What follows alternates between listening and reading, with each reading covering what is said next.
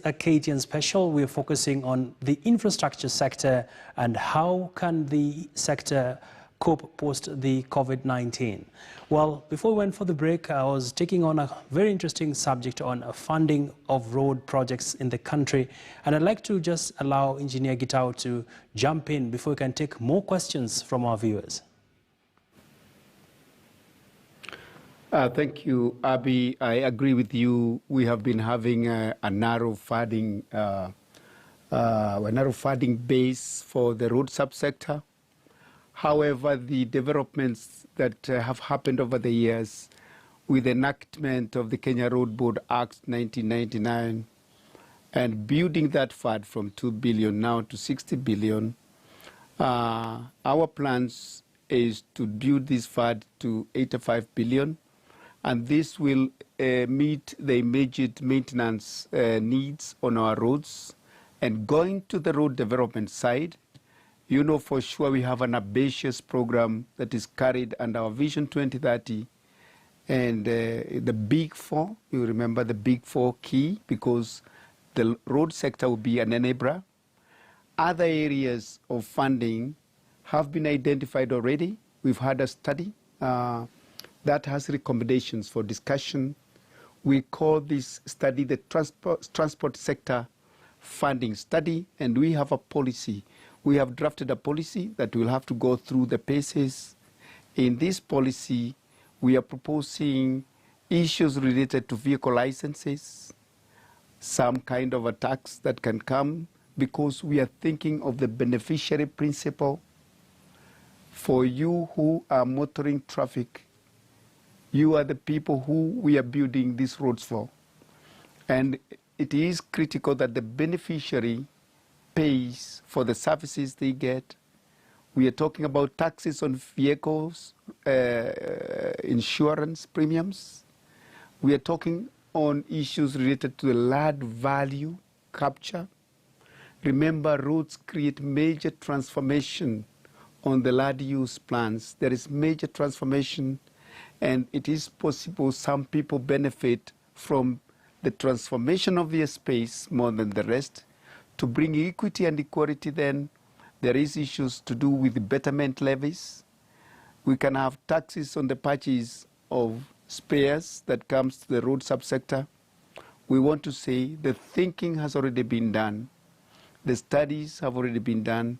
We are in the process of getting this policy adopted, so that we can have a menu of funding streams that will see that we are able to fund our infrastructure. Remember, with the finance bill, the tolling policy and the legislative framework for tolling was passed, and that is this year. We commend our Parliament for supporting that finance bill, because now we have a tolling regime. So this is work in progress, Abby, and I agree with you. It is something that needs to be fast-tracked and shared with the public so that they know what processes will ensure that our projects are well-funded. RACECA, Alot, you know, you have always been our partner in many fora. You are the chief executive. You know we meet severally with you. And you know we do our best to ensure that your members are sufficiently compensated for the great work you do for this nation. And we will continue with the partnership with you, RACECA. And you know we welcome you, and we have always welcomed you to our boardrooms, and we know for sure whatever will be the funding or the financing model, it will actually help you maybe access greater opportunities for your companies to grow, and also to serve the public through employment and investment in our economy. Thank you, Abby. Gitau. Well, I'd like us to now take some questions from our viewers, and quite a number of questions are streaming in on this very important subject. Well, let's take a look at our Super Wall now. We have a question here from Javin Ochieng. He's saying, happy to see my friend Engineer Gitau today. My question, Engineer, what is your office doing to improve fairness in tender awarding to the youths? A very good question there. We have same gentleman also putting a question, actually a comment. Good work to KeRRA. is doing most roads in our slums like Madare are getting paved roads. Kudos to KeRRA. There's another question here from Zakayo Otieno. He's saying, Agina, what I'm asking is, why do railways pay road levy on fuel, but they are retaining their own line? Well, I'd like to just also hear what Engineer Alot, you have to say about this issue of awarding of tenders to the young people.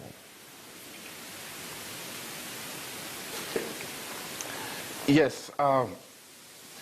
Tender awards to young people. Okay, for that, RACECA is open to everybody. We do not discriminate against gender, age, nationality, or anything. So our members benefit from us being able to interrogate the tender process. We have on occasion when we have seen some situations of where the procurement law is not being abided by, we have actually stepped in and questioned it and actually taken the necessary action against those particular areas. So in as far as ensuring a safe and fair playing ground, RACECA fights for the local Kenyan citizens. Thank you. Engineer Kandie, would you also want to respond on this? Are we giving the youth an opportunity to also get these tenders in these government projects? Agina, what is there in place is that the National Treasury has given us guidelines which we are implementing. For any procurement that we do, we have set aside 30% to be for the special groups. These special groups comprise of the youth, women, and even persons with disability. So the youth they have set aside some certain contracts, which is about 14% minimum of the procurement that it is set aside for the youth. So they compete among themselves, and it is reserved for them. So, and we are actually following this even when we are preparing our procurement plans. Thank you, Happy. All right.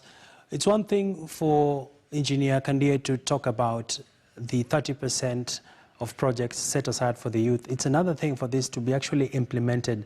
Engineer Gitau, do you have a mechanism that we can track to ensure that there is fairness? And can we also get to see how many youth have been able to benefit? Abi, let me say hello to Javin Ocheng. He's my friend. He's one of the budding young contractors and a hardworking young man. And congratulations, Ocheng. We know you will be a success in this sector because you understand the fairness aspect is actually well captured in our performance contract. Every single cabinet secretary signs a performance contract with downstream divisions and agencies. And the performance contracts we have signed with KeRRA, KURA, KENHA, and even the other divisions is that the access to government procurement opportunities, popularly known as AGPO, is a metric within the performance contract. And I am shocked because I think in every report we are having from the agencies, we are doing more than 30%. In fact, if you go to the government procurement wall, my government, you will see there is clearly designated and packaged works that have access only to youth, women, and persons with disability. But Abi, you know, this country has all kinds of possibilities because if Abi, you have a young man and you have registered your company in his name, then maybe that opportunity is not going to the young man, maybe it's coming to Abi. Maybe somebody has registered many companies with the people with disabilities, and therefore is a question of integrity and the kind of market awareness, because I think the greatest gap for the youth is training. We need to build capacity for them. We need to give them access to equipment and plant and training for bidding so that they are able to place in very competitive bids, because the market is also very competitive. Again, I want to tell you, it's very competitive. Javin has played this and he knows, and we wish you, Javin, all the best. We in the ministry, you know, we will support you, and the agencies will hold their fidelity to the statutory requirement that 30% of what you're procuring must be safeguarded for the youth, women, and people with disability. It's a difficult question to answer, Abby. Thank you, Engineer. I just want to stop there. You've done your best. Thank you. Thank you, Abby. Our time is far much spent, and gentlemen, we need to take this discussion home now. I'd like to get your closing remarks, Engineer Kandie. What do you see in the horizon, especially now that there's a lot of appetite for infrastructure projects, and there are organizations that are keen on funding Africa in times of just implementing of this very important project? Happy. I want to be very grateful for, I'm very grateful for this opportunity. My parting shot is this. As we continue to construct this infrastructure, we really need to protect them. The users, these are your roads, and we've got certain challenges in terms of overloading. If we overload, we will not get the lifespan within which we will enjoy the facility. The second aspect is on our land use. You get that every Kenyan or everyone wants to be close to a road which we have developed. By so doing, you create certain challenges in terms of the usability of the road. That is why we have humps, or you can call them bumps unnecessarily, because we have come close to a facility which is supposed to assist us. So the way we use our land adjacent to the road reserve, even in terms of encroachment, then we bring some certain safety issues which may not be sustainable. Then the third aspect is the issues of environment. I think we need to be very conversant that when you stay near the road, there are a lot of carbon emissions which we really need to protect. We need to be away from it. So as we also use the land, there is the natural easement where we let our water go through. There is an environmental act which allows water to flow naturally to where it's supposed to flow. And then, you know, water is a great damage to the infrastructure. So we really urge all of us that as we do this infrastructure, let us be able to protect by our activities. Even the signage which we place on our roads for the issues of safety, you get that they are vandalized. Then we really want us all as Kenyans to protect the infrastructure that we have developed so that it can be for the use of all of us, to be for a better use, and we will get the services it is designed for. Right. And we are committed to ensure that we give access to everyone. Thank you very much, Happy, and it was a great opportunity that we talk to our Kenyans. Quite an honor to have you on the program. Engineer Alot, your closing thoughts. Just make it brief in under a minute. Thank you, Abby. Yes, I'd like to thank Engineer Gitau. He's been a friend of RACECA, and the ministry has been a friend of RACECA since its inception. Yes, and RACECA will continue to liaise with the government and government finances and other regulatory agencies on all matters affecting the industry and in the formulation of terms and conditions and contract related to the contracts and civil engineering construction. So just as a parting shot, I'd like to say that we should be able to review the classification of and carry out fresh vetting for some of our contractors, because not everybody purporting to be a contractor is indeed a professional contractor. And as a RACECA, we just want to say that we are a professional association with professionals who engage in roads and civil works, and we hold our members to a high standard, and we have a code of conduct that they adhere to, and we ensure that they work within the tender documents and the government directives based on the tender. Our offices are open to any members of the public or any contractors who wish to come and know further about RACECA. Thank you, Abby, for the opportunity, and thank you to all the Kenyans for watching, and good day. Thank you. All right, thank you so much. And last but not least, Engineer Gitau, in just 30 seconds, just give us your closing thoughts. Oh, thank you so much, Abby. 30 seconds will be enough. I just want to appreciate the partnership KTN has shown with the government. We are able to discuss pertinent issues which basically remain in the boardroom. But in my closing remarks, I just want to think of the future of infrastructure and say we have policy guidelines under the AU, African Union. We have Agenda 2063.